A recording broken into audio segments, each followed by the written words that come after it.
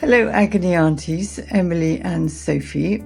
So we've got this question, which is, I've had a really tough year and I can't shake the feeling that I'm behind in life compared to others. And it makes me feel like I'm stuck or failing. How do I stop comparing myself to others, especially as the new year begins? I want to let go of these feelings of inadequacy and find a way to stop feeling like I'm constantly falling short. It's much easier said than done, isn't it? The not comparing yourself to others. Like, we all know it. And there's that expression, comparing your insides with other people's outsides. You never know what other people are feeling, but we kind of put onto them more than probably what is true. And a way to really kind of ruin our own day is to compare oneself to others. But any thoughts about how to stop comparing oneself to others, particularly as a new year? People like the idea of a new chapter, a new me, whether that really is possible or not. But maybe there's a new way of thinking that one can harness. Yes, I mean, I think there's lots of sort of practical advice, isn't there, around, exactly as you said, Mum, like comparing to other people is inevitable. Everybody does it. And very rarely does it feel good or helpful. I think it's sort of human nature to compare and to imagine what other people are like and imagine that the grass is greener over there. I sort of also just kind of wonder, like, is this a familiar feeling? You sort of said about it being a tough year and that maybe that has increased this feeling of inadequacy and comparing yourself. And I think often when we go through hard things, that brings up often kind of default coping mechanisms or less adaptive ways of managing. And I wonder if this is something that's familiar that maybe started a long time ago around feeling not as good as, or somehow failing like I should be somewhere else. I always really loved the Leonard Cohen quote, which goes, I'm not going to quote it probably exactly rightly, but I'm going to quote it, but I probably will get it a bit wrong. But but it goes along the lines of, ring the bells that still can ring, forget your perfect offering. There is a crack in everything. It's how the light gets in. And for me, that it just sort of helps to try and you are who you are, and that there'll be a gift in that, even if it doesn't feel like it right now. Yeah, and I was thinking as you were saying, by the way, you seem to remember it completely. I know, I think you nailed it. At least I didn't sing it. But our fragile places can be where we find our creativity or our capacity is greater than we imagine. But I also think if you've had a hard year, like when it's winter, you can never imagine there's ever going to be a spring and summer. So if you've had a lot of difficult things, it's like, oh, I'm stuck in this. And actually recognizing that we can have emotional seasons, that they do naturally change if we find ways of supporting ourselves in them rather than willing ourselves out of them. Thing I was thinking about is that we do all compare. I agree. I think it's so human. And I remember our other sister once when we were talking. Maybe evolutionary, right? Yeah, for survival. Exactly. And I remember our other sister once saying to me that she was working on what she called staying in her lane. Like, got to stay in my lane. You know, like, rather than like, you know, that thing when you're driving your car and you always think the car next to you is like in a faster lane. You need to switch over. And I guess it's a different way of saying. It's a nice image. A different way of saying of like where we pay attention really influences our state of mind, doesn't it?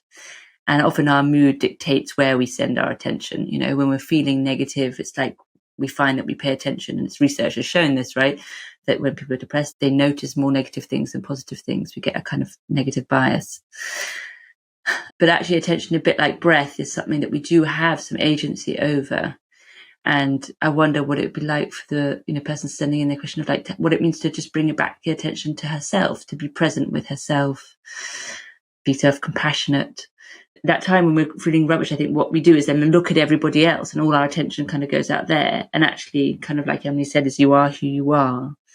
And what does it mean to be, what does it mean for her to find a way of being more accepting or more compassionate about whatever's brought her to this moment. And I think sometimes if you could find, whether that's through breath, through a practice, through self-talk, through therapy, that's a place where you can build from, really, is wherever you're at. We can't build from where we are not, where we wish we were, or we think we should have been, or we used to be.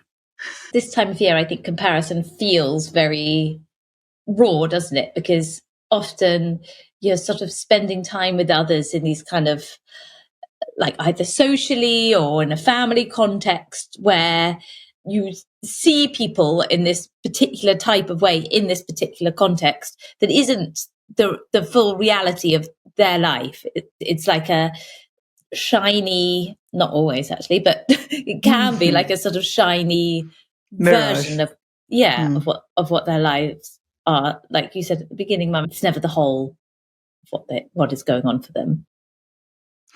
And I think what I get from both of you, which I really like, is, there are different routes in, aren't there? So it's looking at your foundational story, what happened to you, and recognizing the narrative, both of what happened to you and then the story you tell yourself about yourself. And in recognizing that you can acknowledge what is difficult and give that permission, rather than somehow feel like there's something wrong with you or that you're failing. And also be aware of your critical voice. What I call your shitty committee, like Sophie's saying, like, be aware of what you're saying to yourself.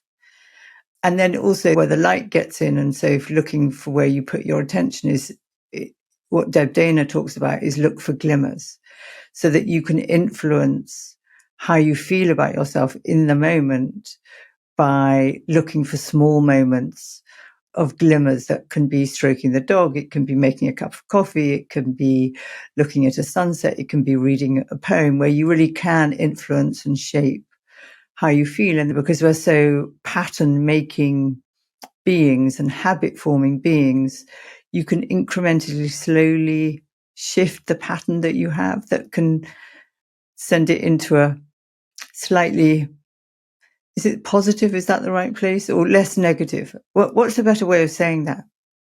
More accepting? Yes, that's a good word. Only other thing I was going to add is, I think the New Year thing about giving something up, taking something up, I've always loathed it.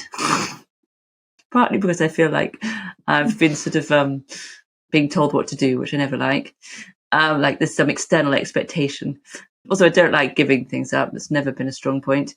I've always preferred, if I was going to do anything, take something up that gives you joy and pleasure and makes you feel good. I think sometimes when we get into a self-improvement state of mind, we feel like we have to stop doing things to get us closer to the look, the weight, the personality, the fitness, or whatever the thing is that you've decided is not okay about you. And we kind of then weaponize the New Year's resolution against ourselves.